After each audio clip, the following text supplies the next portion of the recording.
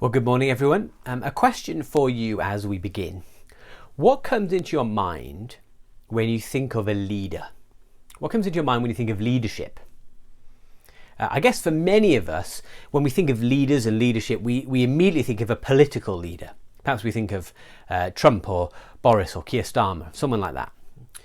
We often think of sort of political leaders when we think of leaders. Or we might think of a leader in broader society, a campaigner for some good cause, perhaps a Martin Luther King figure, something like that.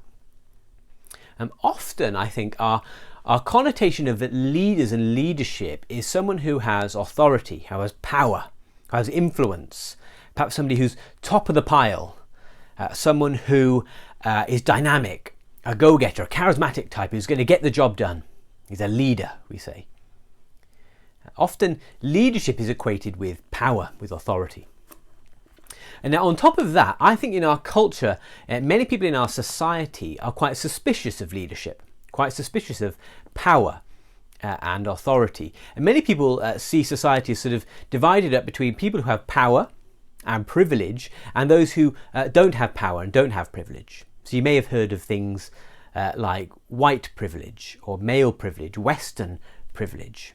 The idea that certain people, because of their background, because of who they are, have a sense of privilege and power, and there's other people in society who don't have those things and therefore are not privileged and who do not have power. So sort of society is seen as those who sort of have power, have authority, and those who don't. And leadership and power and authority can be seen as very negative things, very harmful, damaging, dangerous things. I think that's the view of many in our society. Now the question then is, so what does that look like in the church? Do those sort of caricatures, those pictures of leadership equate well into the church? Should we consider pastors, elders, deacons as people with power, authority, the sort of dynamic go-getter people who are going to get the job done? Should we even refer to elders and deacons as leaders in leadership categories? Well, there's some big questions there. Thankfully, there's a really good book which has some very, very helpful principles on leadership. Let's have a look at Matthew chapter 20 that we've had read to us. And we're going to begin at verse 20. Now, we're going to see in this passage some very helpful stuff on leadership. The first thing we're going to see is the marks of leadership. The marks of leadership. There are two marks. The marks of leadership. Now this passage, this story begins with a mother, and every mum always wants what's best for her kids, doesn't she? And this mum is no exception. Verse 20. Then the mother of Zebedee's sons came to Jesus with her sons, and kneeling down asked a favour of him. What is it you want? He asked. She said, grant that one of these two sons of mine may sit at your right and the other at your left in your kingdom. Now this is the mother of James and John. Her two boys are James and John, the apostles. And she wants what's best for her boys. She wants them to get ahead in life, to have privilege, to be sat, one at the right-hand side, the other at the left-hand side, next to Jesus when Jesus comes in his kingdom. The kingdom here is referring to the full reign of Jesus when Jesus returns. She wants her boys to be sat with Jesus in heaven. Now, of all the seats in heaven, sat next to Jesus there's some pretty good seats. That's up with the big players. And that's what she wants for her boys. Privilege, a status of glory and of privilege. Now we may, when we read that, we may scoff and sort of laugh at how ridiculous that sounds. But isn't that what we all want? Don't we all want to get ahead in life? Isn't that how life works? To be seen as getting the advantage over someone? Being seen as special, unique, privileged in some ways? When you get tickets for a concert, do you want the VIP tickets or do you want the ordinary bog standard tickets? Or when you go to a restaurant, do you want the best seats in the restaurant or do you want the seats that are by the toilet? We all want to get ahead in life. We all want power and privilege and status, don't we? I think it doesn't just happen in the world, it can happen in the church too. For example, do you live for the sort of accolade, the pat on the back from others in church? That well done, you've done a great job there. Do you live for that? Perhaps getting credit from the front or from someone that you respect in church. Or maybe you desire to be the one who's in control of something, some part of church, perhaps a rota, and you're hanging on to that power. And you'd be devastated if it was taken away, because you want that privilege, that advantage, perhaps. Or maybe it's just that you want to be in the loop on things. You want that special relationship, that information from other people. For example, how do you feel when you find out something a long time after everybody else has found out? How does that make you feel? I suspect if you're anything like me, often that is very difficult to take, because sometimes we want that privilege, we want that advantage to be special over somebody else. And that's what's happening here for James and John. They want the seats of privilege in heaven. And Jesus says that leadership in his church is not about privilege, but it's about sacrifice. Not privilege, but sacrifice. That's the first mark of leadership. Not privilege, but sacrifice. Look at what he says. You don't know what you're asking. Jesus said to them, "Can you drink the cup I'm going to drink?" "We can," they answered. Now the cup here is to do with the cup of suffering, the cup of sacrifice. The cup in the Old Testament was laden with pictures and images of the suffering Messiah. The Messiah who would come, who would drink the cup of God's judgment. The cup meant suffering, it meant sacrifice. And James and John say, yeah, we'll do that. They have no idea what it means to follow a suffering Messiah at this point. Jesus is saying leadership is not about having seats of glory, but the cup of sacrifice. That's what leadership is about. Look at what he says, verse 23. Jesus said to them, "You will indeed drink from my cup, but to sit at my right or my left is not for me to grant. These places belong to those for whom they have been prepared by my Father." Now, verse 23 actually happens in reality in human history, because James and John would drink from the cup of sacrifice. James would be martyred. He was the first apostle to be martyred in Acts 12. John would be exiled to Patmos. They did suffer. They did sacrifice for the gospel, for following Jesus. They didn't get the seats of glory, the privilege in life. They had to drink from the cup of sacrifice. Now this is something that's not just true for those in the first century. It's not just true for elders and deacons either. It's true for all of us. Now you might not consider yourself a leader in the church, but if you're part of this church or another church, you will to some extent have a leadership role, a role of responsibility, of ownership, whether it's something very, very small or something more significant. We all play our part in church life. Or perhaps you're a leader in a friendship group. You're the one that gets things done. You're the one that sort of organises things. Or perhaps you're a leader in your family. Or a leader in the workplace. We all have various degrees of ownership and responsibility. And Jesus is saying, not just in the first century, and not just for elders and deacons today, but for all of us. If we follow after Jesus, leadership is not about privilege, but about sacrifice. Now, I knew a chap who a few years ago in his workplace, he discovered that those in authority over him, his bosses in the workplace, were being financially dishonest. They were fiddling the books. Now, at this point, he's got a big decision to make. What does he do about that as a Christian? Does he keep his mouth shut and sort of just look after himself, look after his job, think about his own privilege, his own status, his own advantage? Or does he do the right thing and call it out and challenge people and bring it out into the light, knowing that he might suffer as a result? Well, he was someone who followed the Messiah, the suffering Messiah, and so he sacrificed. He spoke up and said the truth. And he paid the price for that, because he was passed over for a promotion. That's exactly what Jesus is talking about here. Not drinking, not taking the seats of glory, but drinking from the cup of sacrifice. And that's what Jesus calls all of us to do. Now, practically speaking, it may be something as simple as when somebody pats you on the back and says, "Well done" for doing something, whether that's at church or outside of church, and you're tempted just to take credit, even though you know it was somebody else who helped you, somebody else who was with you, somebody else who played their part. Well, this passage would say, give them the credit, give them a bit of glory, give them a sense of accomplishment. Don't just take all the credit for yourself. Help somebody else to have that. Perhaps that's one very particular application. Or perhaps it's something as simple as speaking the truth to power, when it could be easy for you to keep your mouth shut and to think about yourself and getting on in life, but you know in your heart that's not the right thing to do.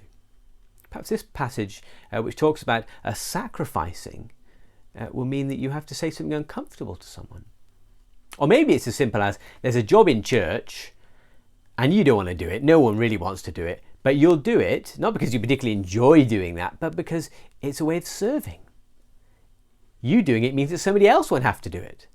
It's a way of sacrificing. And Jesus says that's a mark of leadership in his church. Not looking for privilege, but looking to sacrifice. That's the first mark, not privilege, but sacrifice. The second mark of leadership, Jesus says, is it's not power, but it's service. Not power, but service. Now at this point, Jesus calls his disciples around. The disciples are indignant at James and John, and he calls them together, verse 25, and he gives them a lesson in leadership. Now I'm going to particularly apply this now to those who sort of have formal leadership roles in the church, particularly sort of elders, pastors, deacons, and those in sort of ministry areas, leading ministry teams in the church. But I hope it'll be applicable to all of us as well. Jesus calls them over and he gives them a lesson in leadership. And he says worldly leadership is about being top of the pile, lording it over others, having authority, being seen as the top, being the one who gets stuff done. Look what he says. You know that the rulers of the Gentiles lord it over them. Their high officials exercise authority over them. That's what worldly leadership is like, he says. Lording it over. Exercising authority over people. That's what it means to be a leader in the world, Jesus says. Should that be what it's like to be a leader in God's church? Being top of the pile, being the boss, having the say-so, having all the power? Look at the first 4 words of verse 26. Not so with you. Not so with you. Worldly leadership is about being top of the pile. Leadership in the church is about being bottom of the pile.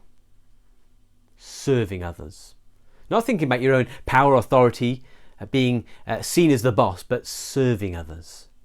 Being a servant, Jesus says. Being a slave. That's what it means to be a leader in God's church.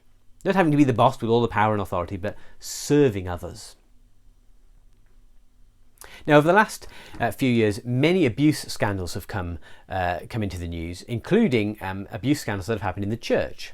Some of those have been sexual abuse scandals, but others have been sort of spiritual abuse, bullying, manipulation, people abusing their authority, their role in the church, including pastors in British churches, in even pastors who have been part of conservative evangelical churches, our type of churches. People who have abused their authority, who have bullied people, who have made people feel small, who have manipulated others for their own gain. Now, the reason for those things is very complex and is unique in each case, of course. It's nuanced. But there will always be a danger. If we conceive of leadership, of leaders as people who are top of the pile, the dynamic go-getter types, the charismatic personality, the boss, someone who's a straight talker. If we conceive of leadership in those types of ways, often sort of worldly leadership types, if we think that that's what leadership in the church should be like, we're always going to be in danger. Always going to be in danger that leadership could be exploited. That's why in the New Testament, the qualification for leaders, elders and deacons, is character. Not a particular personality type, not a particular skill set, or having trained under the right minister, or gone to the right camps, or the right Christian union, or trained in the right churches. No, those things can be helpful, but it's character, godly character. That's the qualification for leaders in God's church. It's to be a servant, to serve others, to lay down your rights, to be a slave. Now, over the last few years, I've gone to a number of different conferences put on by Christians and read a number of different books on the topic of leadership in the church. It's become quite a popular thing to write books about and to have conferences on. There's a number of things you can read. Some of it's quite helpful. Lots of it has been taking what we would sort of talk about pragmatic, practical leadership tips from the world and thinking through that from a biblical perspective, applying those to God's church. Or perhaps looking at leaders in the Old Testament and applying that today. So, for example, Moses or Deborah or David, leaders in the Old Testament and how that applies. And there's lots of very helpful stuff in that. But here's the big surprise, at least this was a surprise to me. The New Testament hardly ever refers to pastor or elder or deacon, those type of roles, as leaders. It hardly ever uses the word leader to describe what we would call leaders in the church. Now, I said hardly ever. Some of you are, I know what some of you are like. Some of you are thinking now of the passages where it does talk about them as leaders. I'll put you out of your misery. Hebrews 13 says, submit to your leaders. There's once in Acts, I think, when Silas is referred to as a leader. And perhaps there's a sense in 1 Timothy 5 where Paul talks about elders ruling. But the vast majority of times, the vast majority of cases when we would refer to them as leaders, the Bible talks about them being shepherds, pastors, servants, slaves, those who are ministering. Leadership is not primarily described as leadership, but as serving others. I suspect that's quite different from how we might conceive of it today. Leadership is not about being top of the pile, being the boss, getting stuff done. Not primarily in terms of organisation even, but of serving others, laying your rights down for other people. That's what leadership is about. Now, I want to say at this point, I feel I can sort of say this, perhaps the elders and deacons want to mute it at this point, because this could be a bit embarrassing. I think the elders and deacons at this church are very good examples of Matthew chapter 20, particularly over the last 6 months, where I've seen all the elders and the deacons as well. I've seen Martin and Steve do some very unglamorous stuff in trying to get our church back up and running and deal with the coronavirus crisis. Stuff that no one really wants to do. There's not great glory and privilege involved, but it's serving. It's getting stuck in. It's laying your rights down. It's being a slave, a servant. That's what it means to be a leader. I think the elders and deacons are very good examples of this. I hope they don't mind me saying that. They'll probably die of embarrassment for me saying it. But I think it is important to say, to acknowledge that this is the marks of leadership, I think, that we see from the elders and deacons in the church. But that's what it means to be a leader, Jesus says. Those are the two marks of leadership, of not privilege, but sacrifice, not power, but service. The second point, though, that was the marks of leadership. The second point, much more briefly, you'll be pleased to know, is the model of leadership. The model of leadership. We have a great model. Who's that model?